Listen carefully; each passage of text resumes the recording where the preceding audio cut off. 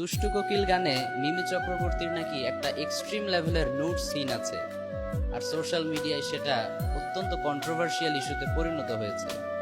আমার অ্যাসিস্ট্যান্ট আমাকে বলল, হুজুর, এই ইস্যুতে কিছু মেসেজ ড্রপ করার জন্য অনেকে আপনাকে রিকোয়েস্ট করেছে।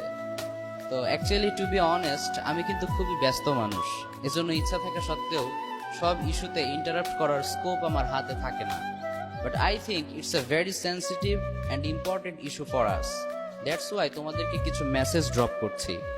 ফার্স্ট অফ অল, আমরা সকলেই জানি যে ইসলাম আমাদেরকে এ ধরনের সিনেমা দেখা সাপোর্ট করে না, হারাম করেছে আমাদের জন্য। বাট একটা সময় ছিল যখন বাংলার ম্যাঙ্গো পিপল, মানে আমজনতা, ফ্যামিলির সবাইকে নিয়ে একসাথে অ্যাটলিস্ট বাংলা সিনেমাগুলো দেখতো।